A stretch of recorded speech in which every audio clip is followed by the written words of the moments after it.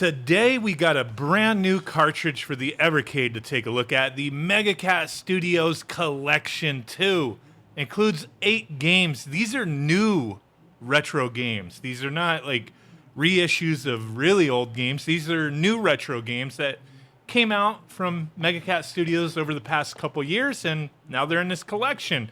Obviously, Collection 2, we did have the previous version, Collection 1. Here's the cartridge. Love the way these things look. There it goes. We're going to take a look at the manual in a second here, but let me go ahead and get this inserted, make sure it fits so we can capture some footage in a moment and give you a little review of the game. So this one game I noticed there was this insert for Ronistale saying that it's like a demo version and that you'll get the full version later when the game is completed. I find that kind of interesting. It's like, this is a retro console, but it still has like, you know, some of those, you know, little things going on with like new consoles, almost like a downloadable content. We'll have to wait and see how that works out. Fine with it, I guess. You know, it wasn't done in time for this release. It's just a demo, but here's the manual. Full color manual, always beautiful looking, gives you all the information, list of all the cartridges in the back. And obviously, we got that Evercade VS coming up pretty soon in November. Really looking forward to that. But back to the games, as far as what comes with this collection is what I wanted to talk about today. Give you guys kind of some of my thoughts, because comparing this to the previous MegaCat Studios cartridge, I do have some feelings on which cartridge I prefer. And there's a big reason why, and that's kind of due to variety. I'm really happy that I got this Collection 2 of the MegaCat Studios games. Evercade did send this out to me for a review. I have pretty much all the cartridges that have come out so far, so we'll still be doing some more reviews in the future. I am missing the, Indie Heroes and Worms. Never got those, but I have those on the way. Ordered them from a company the other day, so looking forward to checking those out. But back to MegaCat Studios Collection 2. Now, with the 8 built-in games here, you're going to notice a trend with the genres here. Now, yeah, we're going to have some 8 and 16-bit style games here, but a lot of them are going to be puzzle games. Now, if puzzle games are not your cup of tea, this collection may not be for you. If you're one of those people who got to collect them all, then screw it. These, cartridges are like $20. I guess it's not a big deal if that's what you're into, just collecting all of them. But yeah, I saw with this cartridge a lot of cool stuff here that I played. And a few of these games here, I was honestly hooked on, like, for a long time. I captured footage earlier, and the audio got cut out, so I had to recapture stuff. But when I looked at my initial recording, I recorded well over an hour and a half of gameplay when I first started recording this. But the first game on our list here, Ego Dreamwalker. This one, it's a puzzle game, yes, but this is actually one of the more interesting ones, in my opinion. It's kind of weird. You have a phantom twin, and you're in some weird little void, and you can swap around with the phantom to collect these little, like, gems, I guess they are, shining red gems. Collect all those to complete the stage. You have some enemies going around. There's a lot of little obstacles. I like puzzle games that have interesting mechanics, and that's definitely one of them. Ego Dreamwalker, that's one of my favorite games on here. Now, I did say it's a lot of puzzle games, but we also have a tiny inkling of variety here with Archagus Revolution. Hands down my favorite game on this collection. So you're in like a little ship playing as this chick going up against, like, the bad guys, I guess. A dictatorship ruling the United Space Colonies. I don't know. There's some kind of story going on here. I just want to blow shit up. So going into this game, I really like the way it controls and looks. It does have a fairly simplistic look at first when you're going through like the tutorials and whatnot in the first few stages. But, all the stages start, having little differences and whatnot, some new enemies and all that stuff. But I like how you use the buttons to turn the ship around and the D-pad to move forward. I mean, it's kind of hard to explain the controls, but they work really well. Rotating the ship and moving and firing and whatnot. I really dug this game. This is one that I was hooked on. I played a crap ton of it. My favorite game on this cartridge, Archagus Revolution. Now, another one we have on here that's also not really a puzzle game, it's more of a platformer, is DevWill 2 MD, I believe is what it's called. DevWill 2 MD. Weird title. So you're a homunculus. I don't even want to go into all that. I remember those old nasty videos on YouTube of the homunculus experiments. All crazy crap. But okay, you're homunculus searching for the meaning behind your existence. Going around killing these other little homunculus looking things and getting to the end of the stage, collecting like a little gem type thing. It's a fairly basic platformer, but once it starts getting going and there's more enemies and variety and you're like creating combos off of attacking the enemies, like bouncing off of their heads and doing a little dash attack or little slide attack or whatever, it's kind of cool, you know, chaining stuff together, and the game really starts to roll on once you get past the first few stages. I thought it was pretty fun, but like I said, fairly basic, but I like the style of it. It was a cool one.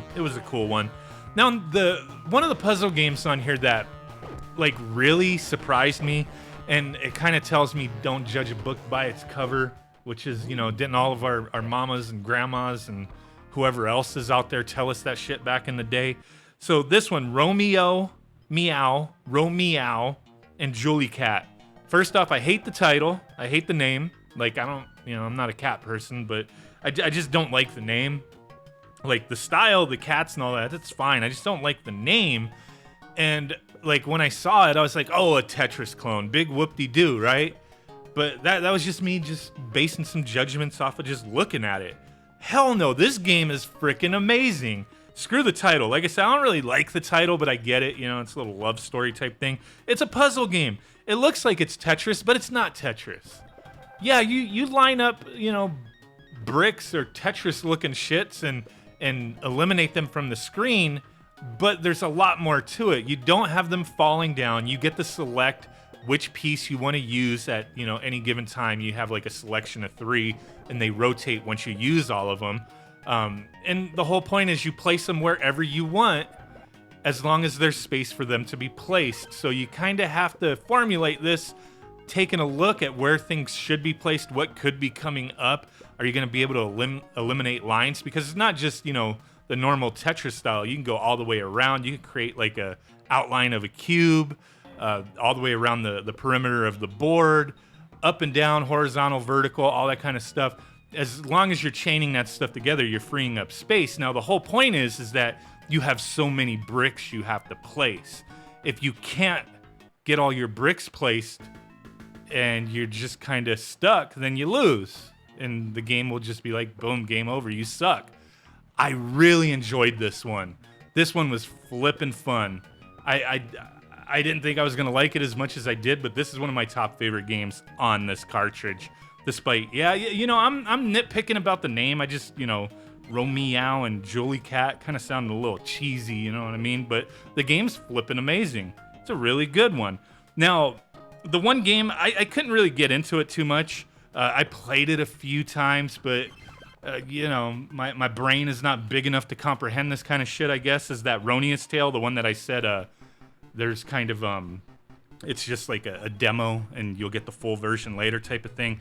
You're like in a little dungeon with like a ghost girl or something, and you got to collect all the orbs and make a wish to escape. The floors are collapsing, so it's one of those where you can't backtrack. You start like having weapons and certain items that you can use, but it's one that I didn't really enjoy what I played. Some of it was a little confusing to me, but I definitely see how some people could enjoy a game like this. The aesthetic is really nice for like an 8-bit, you know, NES style game.